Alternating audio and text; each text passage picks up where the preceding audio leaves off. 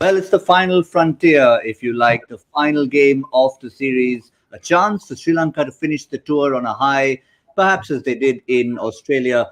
But for India, for a clean sweep. They did it against the West Indies, and this is number 9 if you include the ODIs. There are lots of changes. We're going to talk about that. But at the very top, the toss news is that Sri Lanka have won the toss and they've decided they want to set a total. Here we are on Cricbuzz Live to look ahead to this final T20I from Dharamshala.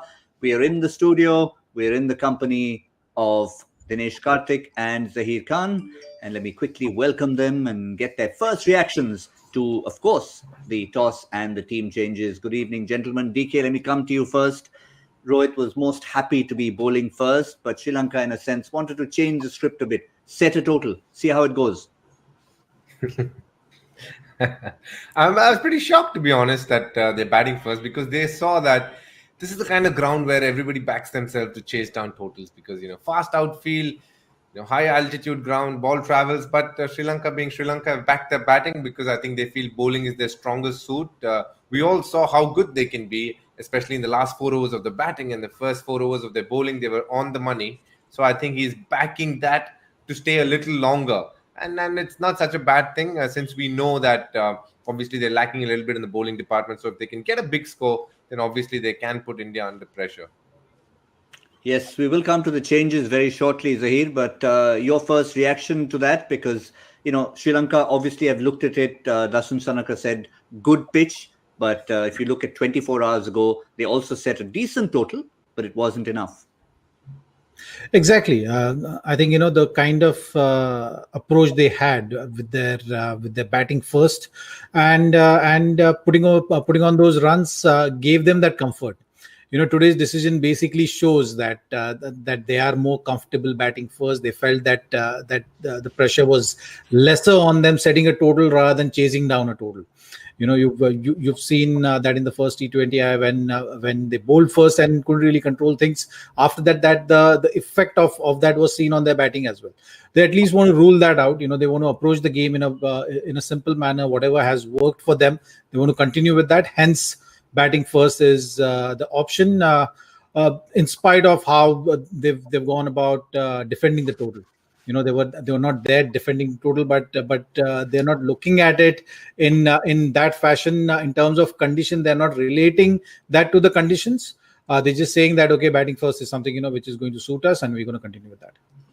Fair enough. We will give you all the changes, but one confirmed change that I can start with is Kuldeep Yadav playing. Rohit Sharma was very unequivocal at the toss when he said, okay, all these players are out. They're being rested. I should be careful what I say. Typical Rohit Sharma, just seeing the humorous side of things. Of course, they're all being rested, and a whole new look bowling attack for Team India. One key player, Dinesh Karthik, I'll come straight to you on this, is Kuldeep Yadav. It'll be a relief for him to be getting some game time, which is not something he has had of late after those first couple of years.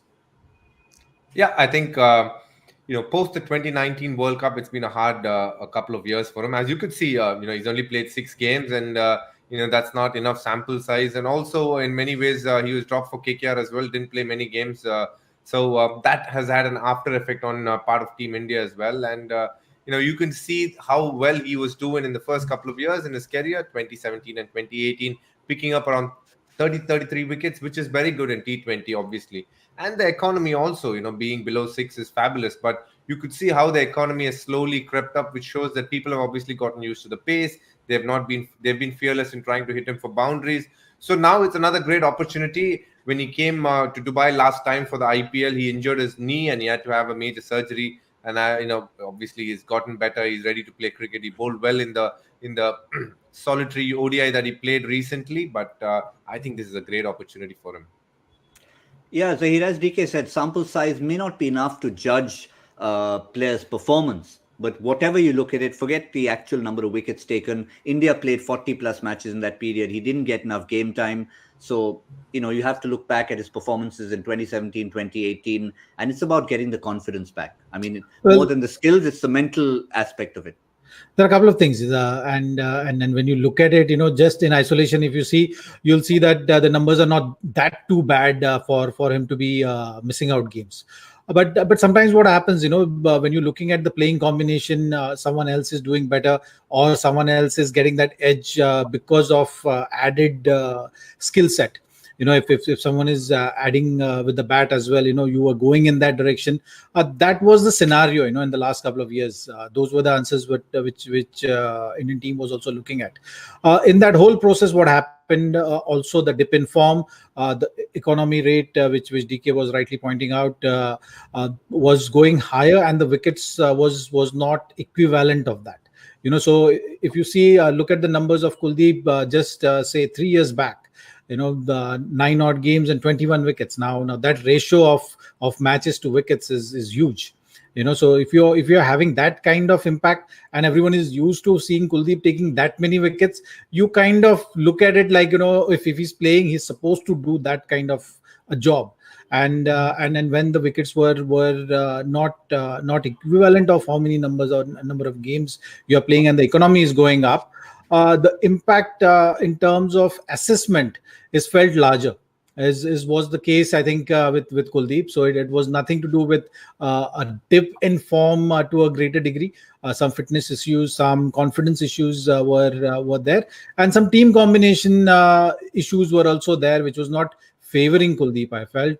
The fact that the selectors have recognized it, the team management has recognized it, certainly going to give Kuldeep a lot of confidence now, for him to make his claim back into the Indian side. Today is another opportunity for him to go out there. India has already won the series, so that's going to make things tad bit easier for him for sure. But we've seen the nerves and how the role of nerves in cricket with Sanju Samson also in the previous game. It's not easy out there, so he's definitely going to feel those butterflies in his stomach, and definitely have that nervous energy around him. But hope he gets out of it quickly as possible, and put some numbers in that wicket column. Yeah, I think he's used to those butterflies. But I think the key point Zaheer just made was about the selectors, the team management, the captain showing confidence in him. And when that happens, it's pretty much half the battle won when you go out there to perform what's not always the easiest art in the world, wrist spin. And let's see what Chetan Sharma, chief selector, had to say on his selection. Despite good performances, he was out of the team due to some circumstances. Selectors want to give a longer rope to players like him who have been around. If he continues to maintain the rhythm he had in the ODIs, he will be an asset to the team. That's the reason why we're keeping him the side, trying to give him as many chances as possible. Up to the team management now, as selectors don't come much into it. I like the last bit from Chetan Sharma. He said, look, I've done my bit. I've signed on the paper. Now, once he's in the 15, he's even in the test squad. It's up to Rohit Sharma, Rahul Dravid and company to mollycoddle him a little bit and make sure he's looked after. DK? Yeah, I think, in many ways, post his injury, sometimes you got to go back to domestic cricket, go through a bit of a grind and then come back. He's been a bit lucky. It's very good that the selectors have recognized that over a period of time, he's been a good servant to Indian cricket, and he's given them the opportunity. They picked him in the ODIs again when they were comfortable, when they were 2-0. He got that ODI opportunity, bowled pretty decently in that game. Again, another opportunity is right at his doorstep, and I'm sure he'll be willing to take it with both arms and walk into the door. I think he's somebody who's obviously got a lot of potential.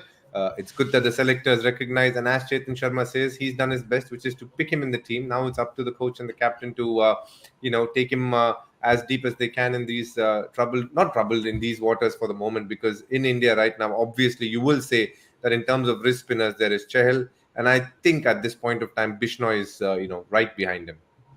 Yeah, well, we've got two wrist spinners playing today, because while Yuzvendra Chahal is one of the many names Rohit Sharma mentioned as being rested, there are two wrist spinners playing, both this way and the other way. That's Ravi Bishnoi, Kuldeep Yadav. Avesh Khan, Mohammad Siraj also come in for Bhuvaneshwar Kumar and for Jasprit Bumrah. So other than Harshal Patel and of course Ravindra Jadeja, it's an all-new bowling attack. So, and plus India bowling first, Zaheer. So it'll be interesting to see a new bowling unit quickly assemble and start showing their wares.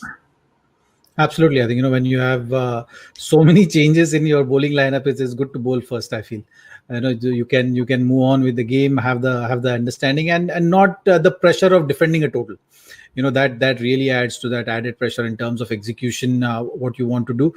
So that pressure will be less. And here is actually another example of Sanju Samson now going to wicket keep.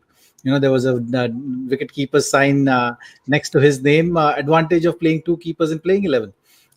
When you have some injury like how Ishan Kishan had, and he had to be ruled out for this game, you didn't have to change the combination. In fact, you've taken advantage of that situation by adding another extra bowler. So these are the advantages these days, I think, international teams have when you have two wicket keepers playing in the playing 11. Yeah, and when they're playing against a country that at one point I remember had 4, even 5 wicket keepers, that is Sri Lanka. They've been through that phase of having a specialist keeper and then lots of others like the likes of Dinesh Chandimal in the side. But DK, just to finish off on this point, we all talked about the bench strength in India's batting. There's no Virat Kohli, there's no KL Rahul, no Surya Kumar, and yet they're performing. Today, it's the boot is on the other foot, if you like. Time to test India's bench strength in bowling. Yeah, I think so. You got to understand that our bowlers, Bhuvi especially, has done fabulously well in these last couple of games and in West Indies. And the bowlers have done a very good job so far. I think just like how they have been testing batters out and sometimes been lucky because some people wanted to take a break, some are injured. For the bowlers, I think they've had a pretty solid run. It's great to see Harshal Patel's name back in, because I think just like what Zach was saying, sometimes as a player, you just want to get that previous game done with, go in this game and do your bit, and then you feel good about yourself and you feel exactly how you felt 48 hours ago. So at this point of time, we can see that there's been a change in bowlers, and it's great to see the names that we have thrown in. They could easily be part of any country's team. I mean, Avesh Khan, Siraj, Ravi Bishnoi, Kuldeep, these solid cricketers who obviously are very, very integral part of their franchises, and in many ways add to a tremendous bench strength which India possesses right now. So it's good to see all of them getting a game. The main bowlers, obviously, even after their experience, have gone for a certain amount of runs, which actually was surprising yesterday. But these guys, if they can do a good job with the ball, they'll feel very, very happy about themselves. Interesting, Zaheer. In our preview, this was sort of along the lines of what we said. Someone like a Jasprit Bumrah, he's been there, done that. So is Bhuvaneshwar Kumar. But we did feel that we were asking a couple of questions about Harshal Patel at the death, and we all agreed, and you led the way saying that 24 hours, it's a good time for him to stay in the 11 and try and see what he can do differently from what he did on Saturday night. It's always about moving on, from one phase to another. So yeah, from that point of view, yes. But also when you look at this bowling lineup, even though there have been so many changes, like you're seeing 4 changes, but they've been trying to stick to or create a skeleton within that. So when you're looking at this bowling lineup, you clearly see, okay, what kind of roles each bowlers will be playing, and when you try and analyze that, you have Avesh Khan is someone who is going to be doing the exact same role as Bumrah. Maybe 2 overs at the top and look to finish the game, look to bowl at the back end of the innings. You'll have Harshal Patel also doing that job. Siraj is someone who has been very skiddy customer, have been always attacking the stumps. So you will see him also with the new ball, look to be attacking, look to be aggressive to take wickets. You'll again see maybe a Kuldeep or maybe Ravindra Jadeja bowling in the power play, because the Rohit was preferring one over of spin in that power play. Now we'll have to just wait and see which is that bowler, whether it's Bishnoi or Jadeja, because I don't think he will go to Kuldeep. His style of bowling doesn't allow him to be bowling in the power play. So that's one question to be answered. But apart from that, when you look at that, it's clear indication that you're trying to create those backups also for the guys who are looking to be part of that first 11 when you go to the big tournament, and that's a good thought process, I feel.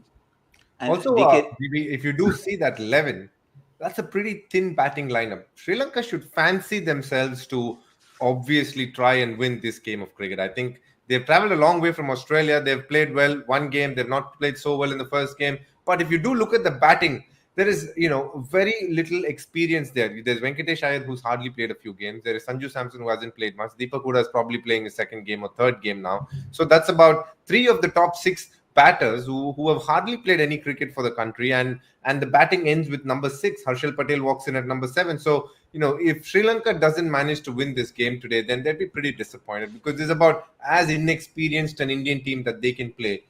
So they should fancy their chances today.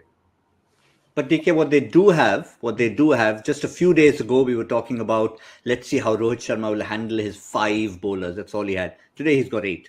So if there's, yes, you talked about inexperience, but there's 8 bowlers to choose from just in case. Look, I think it's great to have quantity, I think, but it's very important that quality is looked at in a deep way.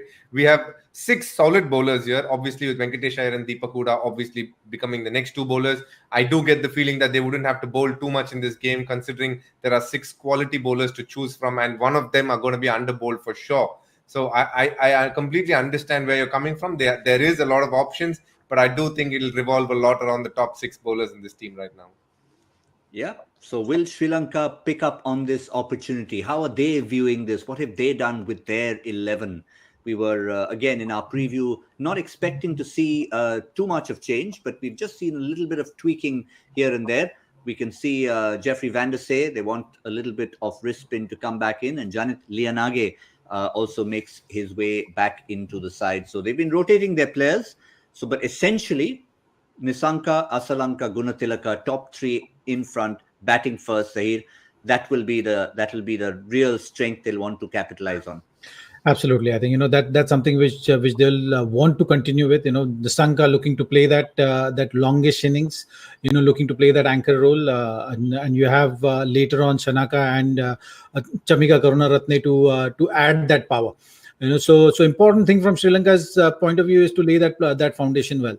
If they're able to do that again, then you will see a different kind of approach, maybe in the middle overs, and hope to continue with the back end firepower which we saw. And all this is completely dependent on how many number of wickets they have in hand and how they start the innings. So these are the 2 factors, I think, for Sri Lanka. They will be closely watching the first 3 overs, for openers to set the platform. Gunatilaka really looked good in the previous T20, so he would want to continue from where he has left off. He was really looking good, playing the situation. Saw the new ball through, and then was looking to be aggressive, looking to take the attack to the spinners. He will look to replicate the similar kind of approach. But for Sri Lanka, I think wickets in hand is going to be key. Yeah, it was a very not a very conventional breakup of overs yesterday, DK. A quiet power play, 32 runs, then 7 to 10 were very productive. Then again, they went through a phase that was just settling down, and 4 overs for 72 to finish with. So do you see them, having batted first 24 hours ago, same pitch, same ground, do you see them changing their approach slightly in the power play? Little bit more aggressive? Yeah, we can expect them to be slightly more aggressive. And I say that for 2 reasons. A, I think they will be a little confident because both the openers have got some runs. B, obviously the quality of the bowlers compared to the Bhuvi and Bumrah, who can obviously do a lot more with the ball, compared to an Avesh Khan and a Siraj, but slightly less. Siraj, I can still understand because he'll definitely get to swing the ball a lot, whereas Avesh Khan might not swing the ball. He's somebody who relies more on seam, and he's got good bounce. So I feel that they can get off to a good start. But if instead of asking how it happened last night, it's pretty obvious why it happened that way. Because at the start, from overs 1 to 6, I think obviously quality bowling was there from us, from our fast bowlers, and that made sure that they were 32. 7 to 10, they played a bit of spin, and it was done the Gunatilaka and Pathum Nissanka who took them on. 11 to 15 again was that dull period where none of the batters that we spoke about batted, and at the end it was Shanaka and Nissanka again who made sure that they got off. They ended up with a tall score. So in the phases where the Gunatilaka, Nissanka and Shanaka have batted, I think they've maximized it. It's that middle order that they're trying to find out. Even though we saw Asalanka batted well in the first innings, he's gotten out the same way for me both the times, sweeping to Chahal. Once he got lucky because of a outside edge on the DRS. Yesterday he got plumb in front. So he's been having a bit of trouble. For him, luckily, Chahal is not playing today. So it's going to be interesting to see how he comes along. Well, he'll have 2 different wrist spinners to deal with in Kuldeep and Ravi Bishnoi. But Pathum Nissanka, just to stay with him for a moment, Zaheer, if we have a look at some of his figures, and we can just put them up here. Obviously, it's again, we're not talking about a career that had that much longevity, but just looking at the strike rate at the bottom, T20 World Cup versus Australia, slight improvement against India. For his style of batting and batting up the order, do you reckon those numbers need to improve ever so slightly? Well, his style of batting, those kind of players in T20, you will see batting at the top order. At that stage, the field restriction is on. You have enough gaps to take advantage of the field restriction itself. Use the pace of the bowlers. Usually, you'll have fast bowlers bowling in those times, and even if spinners are bowling, you can actually take advantage of the field restriction. So from that point of view, Nissanka is a good choice there because he's looked solid. Uh, he can be a little on the slowest side. So the strike rate which you're mentioning, he needs to work on that a little bit. But he's got the goods to play that kind of a role. And then around him, you can have different players coming and taking more risk or putting bowlers under pressure. But his primary role will be to hold one end and make sure that he's batting at say 120 plus strike rate. And as he moves on to halfway stage in the innings, maybe look to up the ante at that stage and take the bowlers on. You've seen that what he can do when he's batting at the back end as well. He's a smart cricketer, someone who is understanding the fields and understanding what kind of deliveries bowlers or strategies maybe bowlers will be using against him, and looks to take advantage of that. So I think from that point of view, it's still early days. Like we were saying that Sri Lankan cricket is going through this phase of identifying players who they can bank on, give the long rope to, give them exposure, and then make them become better cricketers and groom them. So if you're looking at it under that lens, so I think Nissanka is definitely fitting the bill for Sri Lanka cricket. But as far as India are concerned, batting, we've already mentioned the bowling, of course, and almost a new look bowling lineup for this final T20I. But one person, whether with bat in hand, sword in hand, ball in hand, in the field, is always delivering. There may be changes everywhere. Right now, he's come back. As I said, he probably didn't leave the ground yesterday. He wanted to just pick up from where he left off, Ravindra Jadeja. Such an impact player, come back with the same kind of impact, Zaheer. And you could just see that with the bat in hand. Of course, with the ball, we know what he's capable of. But because he's managed to bat for a little longer in these in the previous game, he's been able to show what he's capable of. So you're actually looking at Jadeja's number post 2016, but if you just look at his whole career, I think he's had a phenomenal career in terms of the career graph and learning. When he started and made his debut, from there to where he is right now, I think he'll be one proud man looking at the kind of journey he's had. He's never been a genuine all rounder to start with. At the international level, when he started, he had the goods to be a good all rounder, or add in all the three disciplines. He was always a brilliant fielder, a great athlete, has phenomenal ability to cover ground as quickly as possible. Very few cricketers you will see with that kind of energy and spring in their legs. So that is something which has been natural for him. But when you see his batting, how it's improved over the years, or his bowling, how he has added to his bowling, and became a real genuine all-rounder at this level, and right now batting at number 4. Previous game he batted at number 5, but when you look at today's batting lineup, he's slotted to bat at number 4, which is a phenomenal achievement for him in the kind of career he's had. Barring this previous injury, I don't recall any time hearing that Ravindra Jadeja is having any kind of issues physically. That's the kind of fitness he's had. So I think it's a testimony to his hard work that he's really taken his game to this level. Yeah, and it's not just about being a finisher, because there were a couple of games, I think one particular one I remember, where he took some 26 or 27 runs in the previous edition of the IPL. And you wouldn't want to classify him purely as that. And batting at 4 or 5, he's shown that he can build an innings, he can be aggressive in the middle and finish as and when required. For me, Jadeja has been the most improved cricketer in the world since the 2019 World Cup. I think he's gone a notch above. I think, he was hurt a little bit there at the start when he didn't play, but his career is just completely taken a different tangent almost. It's like rocket fuel is added onto him. He's just taken off to a different planet altogether. Not only in the white ball formats, but also in Test cricket. And you can see the responsibility he's having. I do feel he will bat much higher than he has done in the previous IPLs for CSK this year, because he is showing potential of being a pure batter. I mean, you can see the way he batted yesterday, proper cricketing shots, no slogging, just playing ball merit, hitting it as well as he can, not overhitting a ball. I thoroughly enjoyed his knock yesterday. His bowling actually, in many ways, has been steady throughout his career, but his batting is picked up to another level where people are fearing him as an opponent, because he does have the capability to come on and take down an attack at any point of time. He's won a few games single-handedly last year for CSK with the bat, and we're going to see more of that. And he's a terrific cricketer. One of the all-rounders that India cannot do without when they take that flight to Australia. I think if you look around the world, and whenever we look at all-rounders, you classify them as a bowling all-rounder, as a batting all-rounder, a batter who gives you something with the ball, or the other way around. Very few can actually get close to being that 50-50 all-rounders, Zaheer, and that is what gives balance to a side. And I think at the moment, in this 11, and of course around the squad, Jadeja is the one who comes closest.